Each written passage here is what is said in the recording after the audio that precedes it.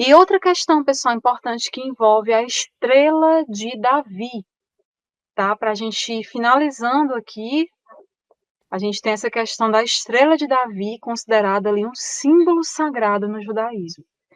Mas essa estrela de 6 pontas, ela já era conhecida na própria Índia, há cerca ali de mais ou menos 4.500 anos atrás, sendo utilizada pela religião hindu para representar, inclusive, seus deuses.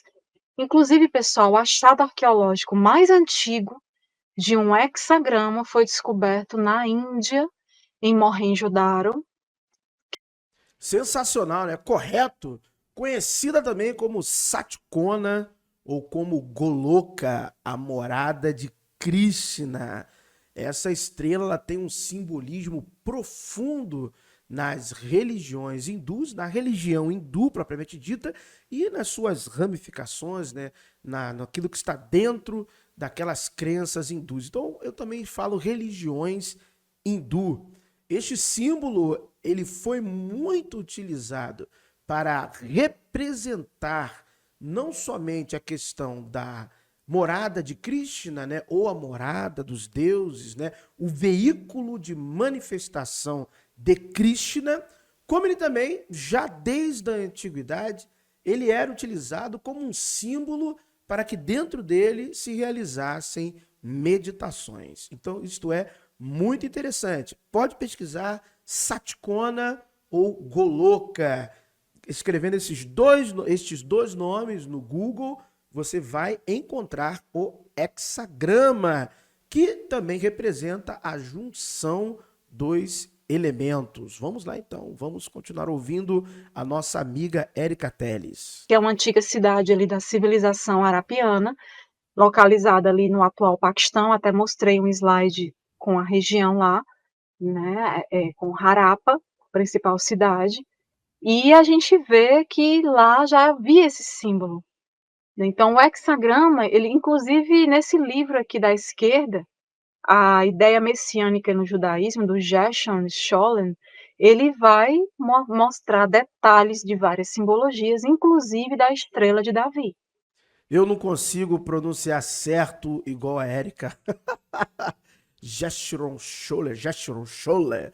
Eu prefiro falar o segundo nome dele. Gershon, que é Gerhard Scholler. Gerhard sai melhor para mim, mas ó, historiador, filósofo judeu, que tem diversas obras. Essa obra é muito importante, né? A ideia messiânica no judaísmo, mas ele tem outras obras também que vão falar de cultura judaica, história judaica, inclusive do movimento político sionista. Ele tem alguns ensaios sobre isto que é muito interessante a gente dar uma olhada. Vamos lá, vamos continuar ouvindo a Érica.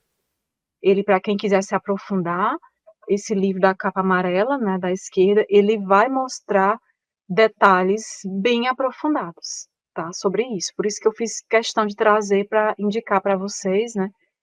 Então, o hexagrama, ele foi encontrado ali em um selo de argila, datado ali de 2500 antes da Era Comum, e na Índia, né, ele estaria associado a Krishna, na Índia. Correto? Mas os pesquisadores não sabem de fato qual é a origem desse símbolo, de onde ele vem realmente. Não se sabe isso, apenas se vê esse símbolo em várias culturas. Não somente a estrela, né, de 6 pontas, ou o hexagrama, pessoal, mas também a sovástica, a suástica, as duas, a gente também não sabe de onde vem. A flor de lótus como representação mística. Ah, é Índia, é Buda. Não, já tinha no Egito também, nos mitos egípcios, em outros contos africanos também, a flor de lótus é uma representação. A flor da vida, a gente também não sabe, é exatamente igual ao hexagrama. Você encontra em diversas regiões diferentes no mundo e também em períodos diferentes, né?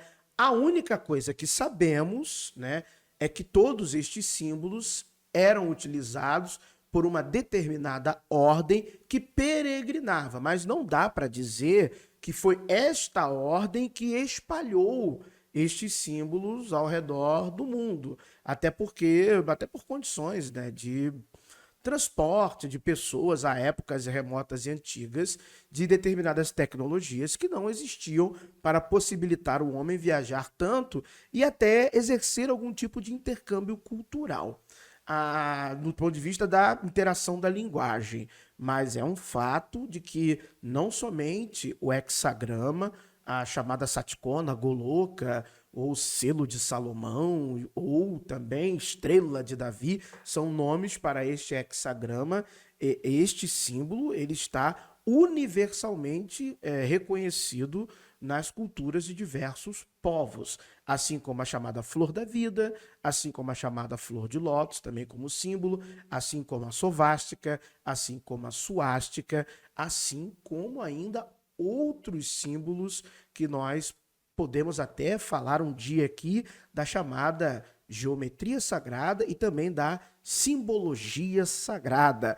Aliás, o René Guénon tem um livro muito bom sobre a ciência da simbologia sagrada e também tem a ciência dos símbolos, né, de René Aleal, ou Aleal, na verdade, René Aleal, se eu não me engano é isso, mas vai estar aparecendo a capinha dos livros aqui na edição, com certeza.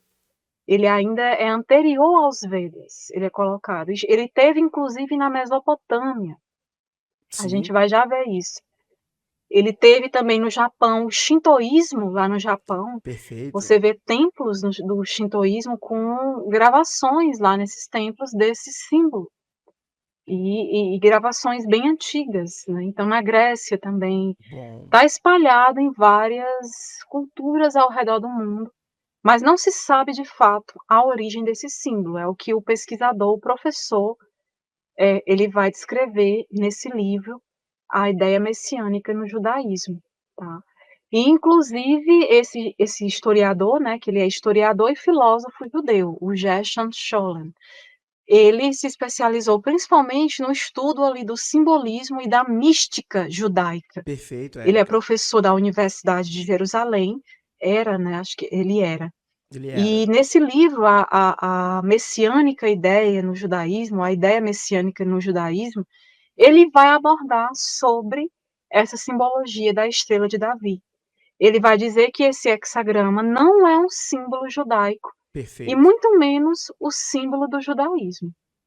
Ele diz que este hexagrama não é a estrela de Davi e que não possui nenhuma, olha só, nenhuma ligação real, verdadeira, histórica e arqueológica com o rei lendário, lenda, mito, Davi. Não é personagem histórico, tá? É lendário. Então, isso Pronto, agora a Érica comprou briga com todos os fundamentalistas. É engraçado, né? Porque o arqueólogo preferido dos fundamentalistas, ele iria falar assim: não, nós temos a Estela de Teldan, que fala da casa de Davi. Então a Estela de Teldan prova a existência do rei Davi. Ele enganaria você com certeza com esta narrativa. Só que Davi viveu em uma época diferente da constituição da Estela de Teldan. Desculpe falar isso para você. A Estela de Teldan não é da época em que Davi viveu. É praticamente 100 anos depois, cento e poucos anos depois. A segunda coisa que é mais interessante de nós falarmos é que, além dessa a parte esta estela, não temos comprovação de nada, nem de um reino unido, nem de um reino em Judá, que poderíamos chamar de Davi. E na literatura acadêmica, entende-se a existência de um chamado Davi histórico por parte de alguns estudiosos, no sentido de que, como vai dizer Israel Filkenstein, o próprio brasileiro, o professor doutor José Adhemar Caefé, arqueólogo, que ele seria, então, Davi, um líder tribal. Não um rei, não um imperador, porque a demarcação do reino de Davi é de um império. Ou você que é crente não lê a Bíblia direito. Segundo livro do profeta Samuel, capítulo 8. Segundo livro do profeta Samuel, capítulo 8, faz a demarcação de um império. Só que todas aquelas descrições que estão ali, conquistas, batalhas, demarcações, são inspiradas nas conquistas de Tutmés III, que viveu antes de Davi, século XV, se eu não me engano, antes da Era Comum. Davi seria ali do final do século XI, início do século X, antes da Era Comum. E a estela de Teldã seria antes ali, século IX, por ali assim. Então, meu amigo, chora. A verdade é essa, chora.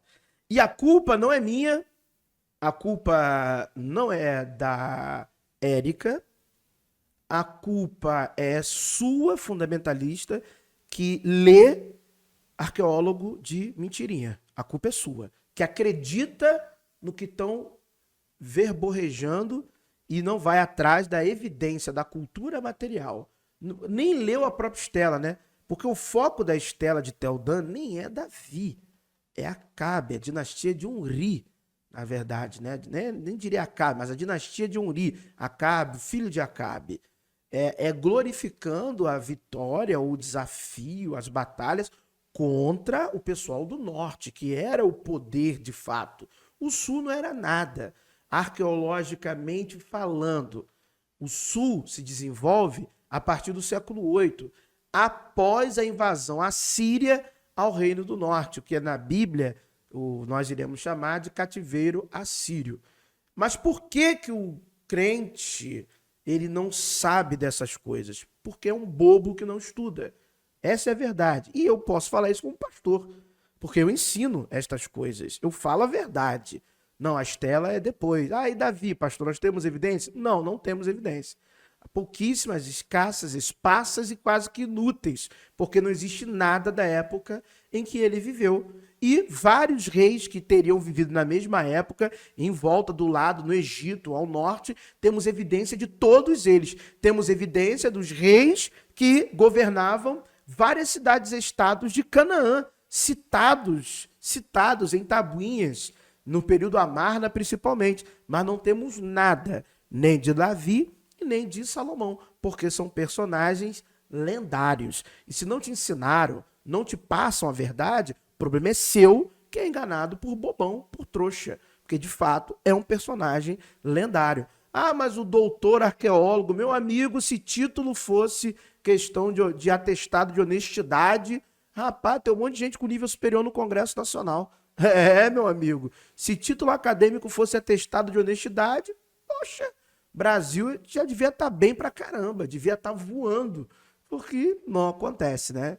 Então não adianta chorar. A Érica está certo. Davi, Salomão, personagens lendários. Fora que a casa de Davi, que não é ali Davi, tá? Consensualmente, por parte de grandes estudiosos, assume-se nesse momento, na literatura vigente, que é casa de Davi. Mas o debate é casa do amado ou casa de Davi? Porque na estela de Mecha, Yud-Re, Vav-Re, é chamado de amado. A mesma letra do paleo-hebraico que se escreve Davi, se escreve de maneira adjetiva amado. Não tem ponto diacrítico, como no texto massorético no paleo-hebraico. Então é uma questão interpretativa. E aí você tem também um bando de cara de pau que já está surgindo aí, que diz que na estela de Mecha, não é na de Teldã não, na de Mecha ou Mesa, é também o altar de Davi. Aí é complicado, que ali também é Davi. Mas, né, honestidade é algo que nunca andou muito perto da religião cristã e da religião judaica também, tá bom? Honestidade em falar a verdade sobre os seus símbolos, suas origens, nunca foi algo que andou muito perto destas religiões.